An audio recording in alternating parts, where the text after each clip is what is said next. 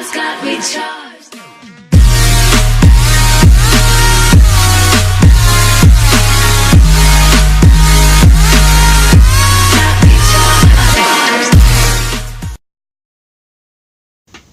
guys, balik lagi sama gue di FN Kicks. Ya, jadi pada kesempatan yang kali ini gue bakal kembali ngebuat top 5.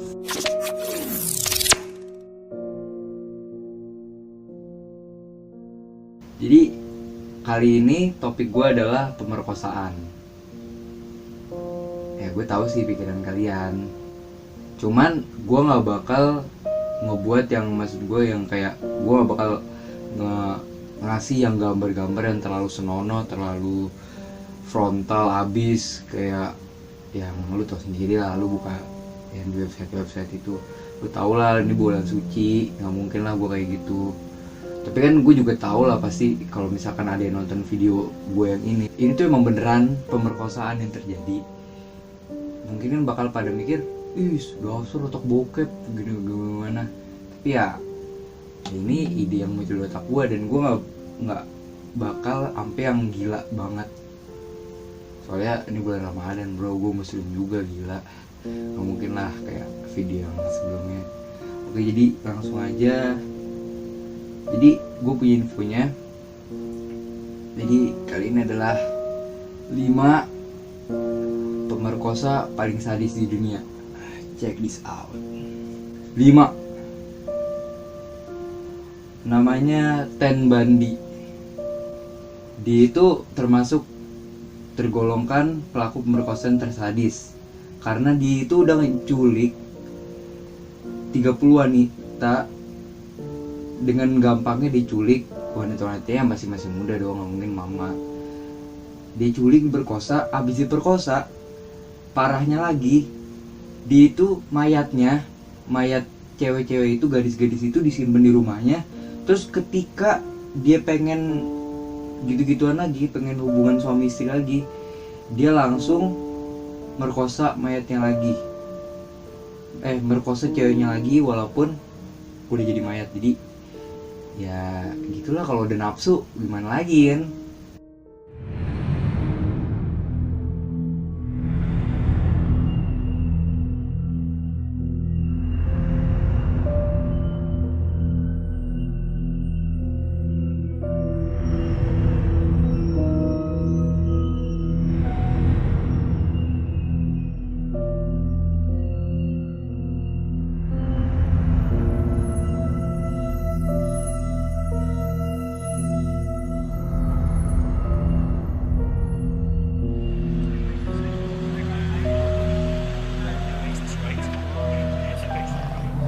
I grew up in a wonderful home with 2 dedicated and loving parents, one of 5 brothers and sisters. A home where we as children were the focus of my parents' lives, where we regularly attended church. 2 Christian parents who did not drink, they did not smoke, there was no gambling, there was no physical abuse or fighting in the home. Basically, I was a normal person. I wasn't some guy hanging out at bars or a bum. I wasn't a pervert in the sense that, you know, people look at somebody and say, I know there's something wrong with him, and just tell. I mean, I was essentially a normal person. I had good friends. I led a normal life, except for this one small but very potent and very destructive segment of it that I kept very secret, very close to myself, and didn't let anybody know about it. And part of the shock and horror for my dear friends and family years ago when I was first arrested was that there was no clue. They looked at me and they looked at the all-American boy. And it happened in stages, gradually. It doesn't necessarily, not to me at least, happen overnight. My experience with, I'd say pornography generally, but with pornography that deals on a violent level with sexuality. Itu tuh si Ten Bundy yang kelima. Dan dia juga udah sering ngelakuin hal ini. 30 wanita boy. So, excitement, until you reach the point where the pornography only goes so far. You reach that jumping off point where you begin to wonder if maybe actually doing it will give you. Lanjut aja. Oke, yang keempat itu ada Albert De Salvo. Dia ini juga masuk yang terkejam karena juga udah banyak wanita yang ia perkosa. Selain dia perkosa, dia juga psikopat lagi. Lu tau kan yang kayak film Saw, film apalah habis diperkosa dibunuh. Saw nggak sih? Jadi pokoknya dia tuh sadis. Dia keburu korbannya dengan cara dicekek, guys. Gila abis diperkosa, dia psikopat, dibunuh, guys. Have known. Something I did with her. What did you do with her? I know I left the broom inside her, but I didn't insert it to hurt her and penetrate her. You understand me? In all, Albert claimed he killed 13 women, 2 more than the police suspected. But after hours of talking with him, all the authorities had was talk. They couldn't link any physical evidence to Albert. That was not for lack of when he was running around loose killing people. Believe me when I tell you, the population of Greater Boston is 2 million. Let's say 1 million were women. 1 million women were in panic in Greater Boston at that time. One newspaper offered a $5,000 reward for Albert's capture. DeSalvo's lawyer. Standing in the rear of the store, I recognized him from the picture. And I asked him his name. He said it was DeSalvo, and I put the cuffs on him. Did he give you a hard time? No, he didn't. Did he say anything to you? He said he was DeSalvo. As the different police agencies fought over the privilege of returning Albert to jail, DeSalvo was paraded before the swarm of reporters. That would do no harm to nobody. My only purpose of leaving is to Al, did you keep that promise? I did. I didn't bother nobody. After the fact, Albert DeSalvo insisted that his escape was meant to protest his being sentenced to a prison instead of a mental institution. Albert has had a single-minded and dicekek. Kacau nih. Tapi De Salvo ini secara tindak lanjut oleh medis itu ternyata positif pengidap penyakit jiwa. Jadi alasannya itu dia sakit jiwa ngelakuin itu. Mungkin dia emang kurang kali dulu sama istri, mungkin istrinya kurang kuat atau gimana. Oke, kita lanjut aja. Yang ketiga itu ada Albert Fish. Ya, sebenarnya sih nama ini cukup terkenal ya. Gue juga sebenarnya nggak tahu sih. Gue sebenarnya baru searching dan baru taunya sekarang.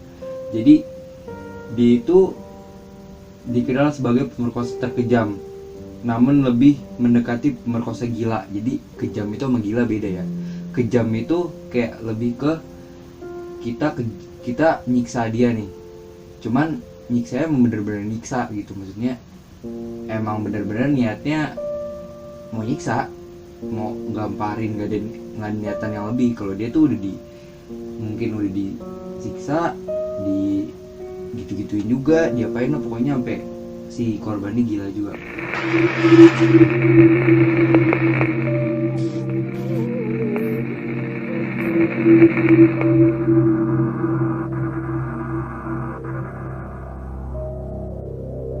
Born into a respectable family in Washington, D.C. in 1870, Albert Fish's immediate family had a history of mental illness and alcoholism. A few of his relatives had perished in mental institutions. At the age of 5, Fish's father died. His mother was forced to work and was unable to care for him. So Fish was sent to an orphanage. Here, Fish recalls, "I saw so many boys whipped, it took root in my head." Fish became a painter and decorator, eventually marrying for 20 years and fathering 6 children. But when his wife left him for another man, leaving Fish to raise the children alone, he began to dangerously unravel. His madness fueled by a growing interest in cannibal. At 5, Fish's father died. His mother was forced to work and was unable to care for him. So Fish was sent to an orphanage. Here, Fish recalls, "I saw so many boys whipped, it took root in my head." Fish became a painter and decorator, eventually marrying for 20 years and fathering 6 children. But when his wife left him for another man, leaving Fish to raise the children alone, he began to dangerously unravel. His madness fueled by a growing interest in cannibalism and religion. Fish began to indulge in raw meat at dinner. often serving it to his children, who would later testify he would do this on nights when the moon was full. Though he was said to never have physically abused his children, he did encourage them and their friends to pound his buttocks with a self-made paddle studded with inch-long nails. There was a period of his life where he went off to Europe and apparently spent a lot of time in these male brothels. Kedua itu Andrei Chikatilo. Si Andi ini juga turunan sadis, kali ini normal, cewek. Itu mulai dengan hobinya. Jadi dia tuh hobi merkosa gadis yang umurnya 9 tahun. Habis itu Andrei ini juga membunuh korbannya setelah berkosa dengan cara menyiksa. Ini sih yang sama si Albert tadi sih. Di Salvo tadi. The Butcher of Rostov.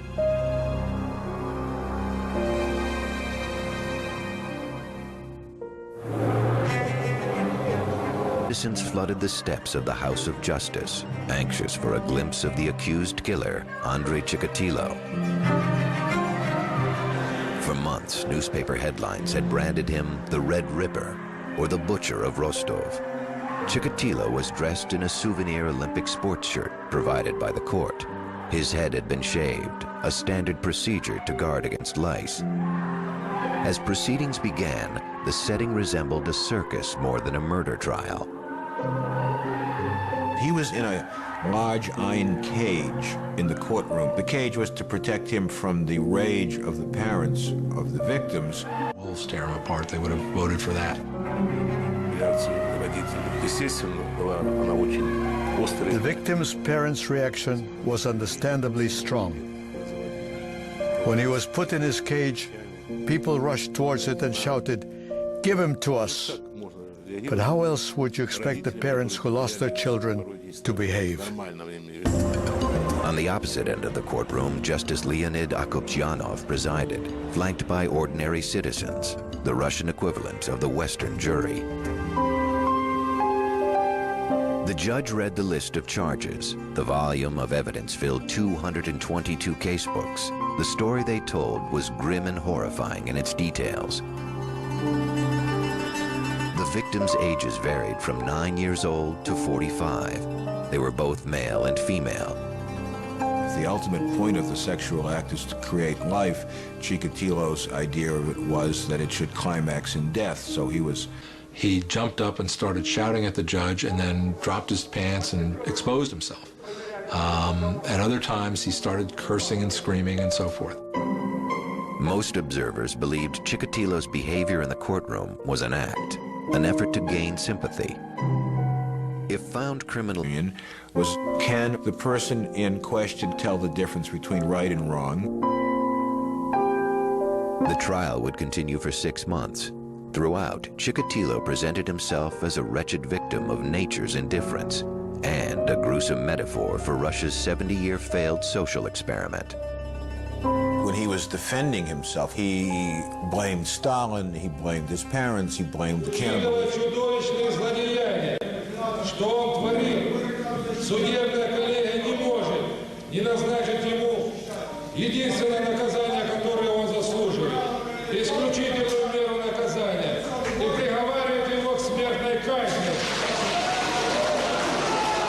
After a 12-year murder spree. At that point, I realized that Chikatilo wasn't in control of what he was doing. He was a very sick person, acting against his will. Whether you believe that he was the victim of the circumstances under which he was. Super gila. Guys, ini yang pertama, yaitu namanya itu John Wayne Gacy. Dia itu pemerkosaan yang emang bener-bener nggak masuk akal merkosanya. Jadi dia ini merupakan pembunuh sekaligus pemerkosa yang tersadis yang pernah ada di dunia ini. Tapi gue nggak tahu sih, gue juga udah sekarang.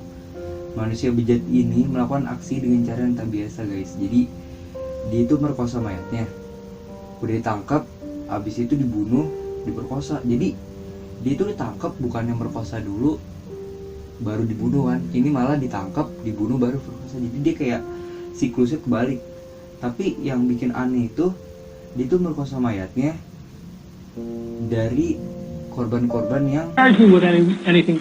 Charge me with complicity in 2 of the murders. Just 2? That's all I know about. That's his story, that he didn't kill anyone. Just an accomplice, he says, and that he helped dispose of 2. One of them, Robert Peace, who was 15 years old when he went to the house on Summerdale. Gacy owned a construction company and invited young Peace to apply for a job. Robert Peace was killed by another individual in my home. How did he get to your home? He was transported to the house by another. How did the other, whoever he was, kill Robert Peace? I believe he was strangled. You were there, right? Not during the crime, but I was there afterwards, and I watched the removal of the body. And what happened to the body afterwards? Was one that was that body was put into the river? It was taken to the river and dumped in the river. Did you help do that? Yes, I'm in complicity with that. I've always contended. Don't look at me as an innocent babe of the woods. Not for a second would I look at John Gacy as a babe in the woods. He may be admitting now only to being an accomplice. But 13 years ago, when he was arrested, he confessed to almost everything. You have all the bodies, Gacy said, and there was even a killer map showing where 27 youths were buried. And in fact, he led police to his garage and sprayed orange paint on the concrete to mark the spot precisely where a body was found. No. Now, he says, he was simply marking a spot where some new concrete had been poured.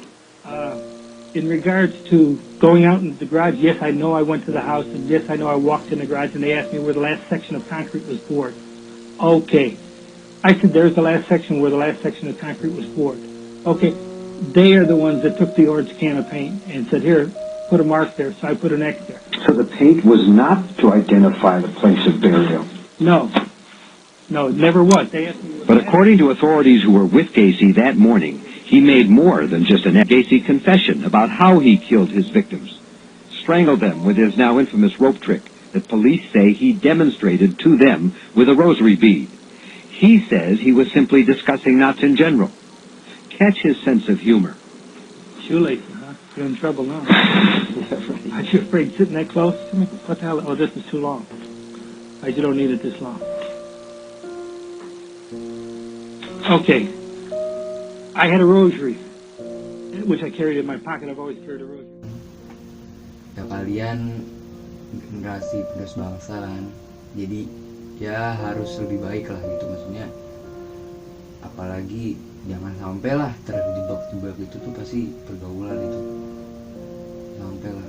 Mungkin emang enak, mungkin kalau udah nafsu tuh emang udah susah ditahan, tapi lihat ke depannya lah. Kalau misalnya dia hamil, kalian mau tanggung jawab.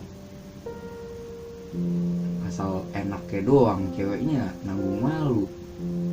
Emak, keluarga mikir yang ke depan lah.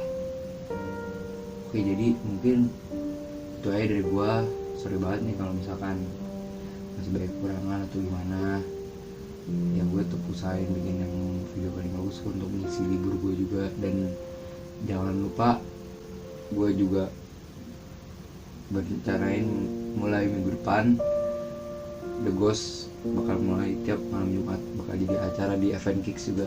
Mungkin itu aja dari gue, and keep kicks.